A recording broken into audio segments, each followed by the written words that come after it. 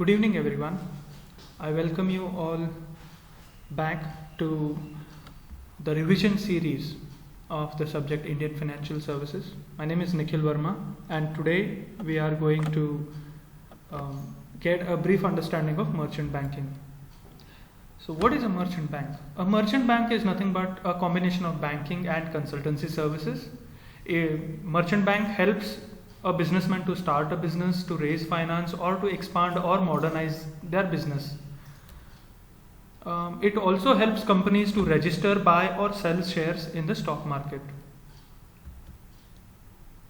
We'll move on from the definition. Now we are going to focus on functions of merchant bank. There are a variety of functions that a merchant bank performs. We are going to look at it one by one. So the first function that it talks about here is raising finance.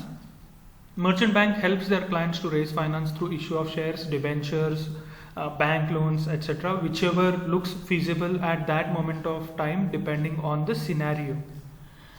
The next point is corporate counseling. Merchant bankers also give provide counseling sessions and advise corporate enterprises from time to time in order to improve their performance. They also act as agent in a stock market. They buy and sell shares on behalf of their clients. They also advise their clients which shares to buy, when to buy, how much to buy, when to sell, and so on and so forth. The next point is project management.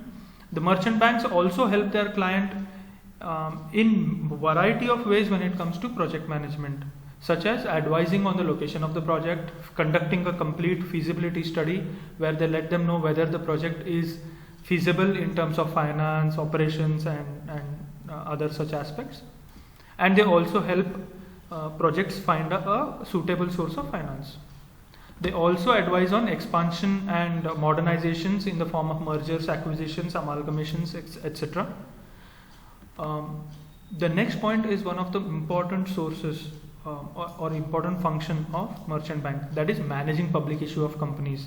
They provide advice on timing, size, price of public issue. They also act as manager of the issue.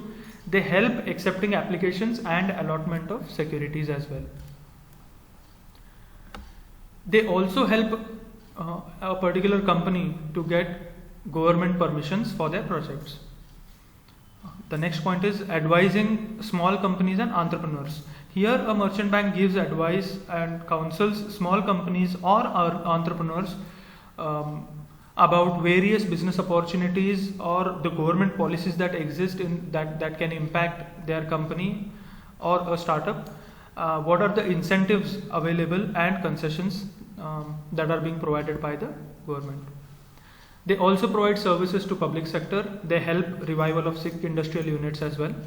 They also manage portfolios, that is they invest or they manage their client's portfolio on their behalf, because they have expert knowledge about how the stock market works. They also help in corporate restructuring. We have already discussed this in the previous slides. Next is money market operations. Merchant banks also underwrite and deal with short-term money market instruments such as government bonds, certificate of deposits, etc. They also provide leasing services. Leasing services is where a particular asset is owned by the merchant bank and they lease it out to the needy on the basis of the lease contract signed between the leaser and the leasee.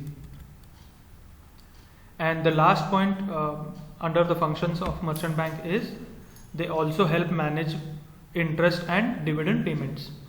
A company procures finance from variety of sources, so they have to manage the payment of interest and dividend. Interest to outsiders, dividend to equity shareholders and preference shareholders. We don't have preference shareholders anymore, so equity shareholders.